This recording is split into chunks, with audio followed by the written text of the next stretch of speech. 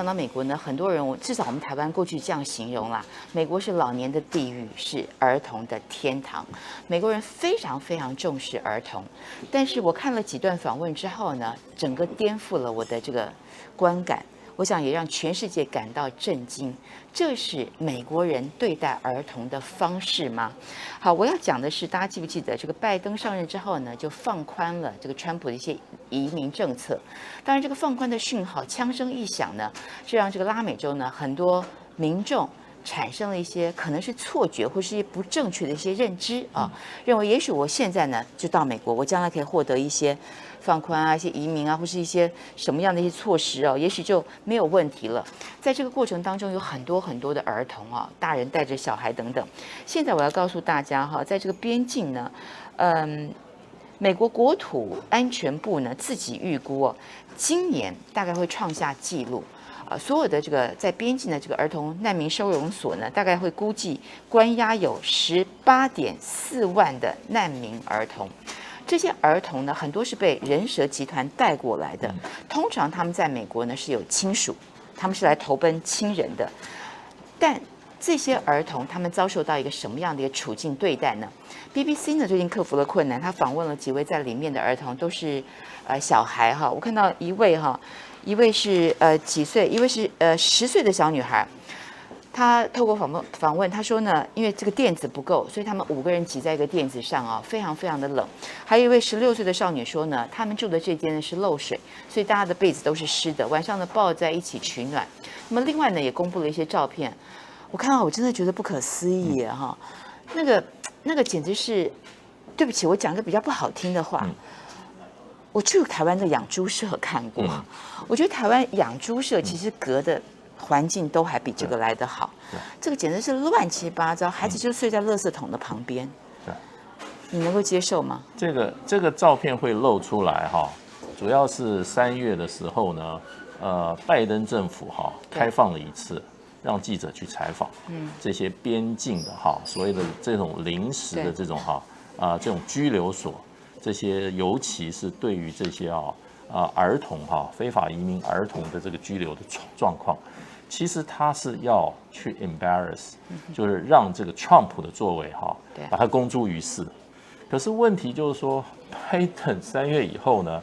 他就不准任何记者再去采访。那么这个美国有新闻自由没有？对，这么一个状况会露出来，就是只有那一次3月做什么，那时候很多记者就报道，大概你现在看报都是2个多月以前。那时候大家非常震惊嘛，非常震惊。但可是震惊的状况有改善吗？就没有了。美国有新闻自由吗？没有。美国只去报道别人的黑暗面，自己的黑暗面是不准人家报道的，自己的媒体也不准报，所以之后你就看到没有任何的图像出来。对，我们看到这个美国的国土安全部的部长呢，曾经去巡视一下哈，因为他们也关注了这个问题，认为这2021年呢，可能是我们看到就美国大概这10-20年来这个难民数最高的，更不要说牵涉到这些孩子，有些是年龄很小3、4岁的，对，很小，对，太残忍了，跟父母分离，住在一个这么糟的一个环境当中他们晚上睡觉就是盖着一个，你看像锡箔纸，像我们登山的时候，就是给难民用的，对，登山要保暖，就是一人片这个锡箔纸，然后那个地垫也不够，然后孩子真的每个脏兮兮的，就是他们孩子自己讲嘛，说头上爬满头虱，所以这个 BBC 有个报道他们就说那个国际特赦组织有去调查，对，他说这个里面小孩子怎么样？第一个都做了名牌，对，每个人都有个名牌，第二个呢还有一个 barcode，就带上那个 barcode，对，然后呢他还有他们都是用集体式的行为排队一起去吃饭，怎样这种就在暗示这完全是监狱的作为，对，所以他根本就把小孩子当犯人一样这个儿童当犯人就在监狱用监狱的管理方法，而且他比正常的监狱环境对可能更糟糕，对，因为你看到像是我看到一个数字说像是 Dallas 它的这个德州的这个难民儿童营目前大概有3000人确诊另外在 Dallas 呢，它2周放风半小时，对，2个星期只有放风半小时，这个呢就是比监狱还不如了。对啊，其实按照我们看到这个美国这个边境这个巡逻队啊，他们通常关押的时间其实不应该那么长。对，好，大概3天啊，了不起1个星期啊， 72小时，对，72小时。但是为什么会我们看到有些数字不可思议啊？有些人关了几个星期，有2万儿童超过关押100日，有3个人关了超过5年。对，为什么？他是这样，他这个叫边境巡逻部队，对，他有他的收容中心，是临时收容中心，那个都是非常简陋的。对，那边他法律规定，他72小时要把这些关押的这些儿童要移送出去。对，那现在美国就是把它移送到各种其他不同的关押的，这对又是另外一个拘留中心，所以问题就变成它这个效率也很差。在这个边境巡逻队的这个拘留营里面超过72小时比比皆是。对。然后到了其他像这个 Texas 那个拘留中心专门关押这些非法移民儿童的地方它设施也好不到哪，所以才会有这么多的这个新冠肺炎的感染率。对。然后小孩子生头虱最大的问题就是说很多儿童比较小的儿童关完以后出来以后性格大变，变成很暴力，然后呢，这可能对他一生都造成一个无法抹灭的一个阴影，人生的一个非常非常一个难以抹灭的会对他的未来人生有非常负面影响的一个严重的污点。对，你想想看，这么小的孩子他的这个性格各方面都还没有定型。最亲爱的父母亲都不在旁边，没有家人照顾，他要自力更生。但是在里面呢，保暖设备不够，食物不够，肥皂不够，然后大家身上都脏兮兮的，爬满了头虱，然后还有包括新冠肺炎的一些威胁等等。我不太能够理解美国为什么能够容忍这种情况发生。当然，我看到了这个拜登有一段谈话这个谈话也就是说我是不得已的啦。他说，虽然这个边境的收容环境呢确实是不合适，但他认为呢，如果我跟川普一样驱逐的话，会让这些孩子呢踏上归途，这是一条更凶险的一个道路。言下之意，我已经给他们算是我尽可能可以做到最好的了。我觉得美国的政客真的也是蛮可耻的，讲话都是讲得冠冕堂皇。我看最近的报道，就是说，其实拜登上台以后，他用的方法更狠。对，川普的时候还让他入境，然后最后把他就是说遣返。现在这个拜登的做法呢，直接叫驱离，就是 expel。他大部分他发现你过了那个围墙以后他抓到你就把你集中起来，然后一起就驱离了。他才不管呢。所以现在造成这个整个这个边界这个墨西哥城市充满了这些难民。对。那所以为什么美国人会做这件事？因为其实我看了一下历史，大规模关押儿童的这种作为在上个世纪只有纳粹在做，而且纳粹是关这个犹太人的儿童，所以很多犹太现在成功人，他小时候都被关在集中营里面，所以这个是人类近100年来第2个大规模关押儿童的。那么这种作为为什么会？因为美国的法律不把这些外国人当人。也就是说，如果在我们国家的法律来讲的话，你无行为能力者不罚，儿童是无行为能力的，你怎么可以处罚他呢？我记得我以前在美国工作的时候那时候美国有所谓的 migrant worker 的一个human rights report， 就是移工的这个人权报告。那时候他们是他们的法律单位的人，他们要做报告之前，我们都请他吃饭，找出来聊一聊，今年谈怎么样，你有没有台湾的问题？结果他们就说，那几个都是法律专家，美国人，就国务院，他就说你们有一个问题，他说我们那时候正好有大陆很多这些非法的移民，结果我们后来都把他抓起来，都放到禁卢。你记不记得有这个禁卢？对，是。那禁卢里面有很多有些也算是年轻的，对，大部分是女生，对。那个美国的法律专家跟我们讲说，他说你们不了解国际法，所以我们没有给你苛责。他说这一种非法移民工作移工基本上国际法认定他们是 victim，他们是受害者，而不是 criminal。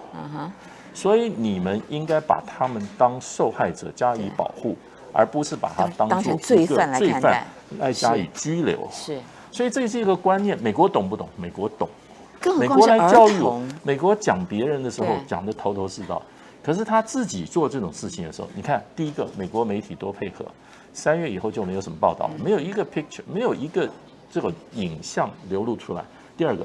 美国不是有很多很伟大的机构吗？所谓美国这个是啊，这个民主基金会，自由之家，什么这个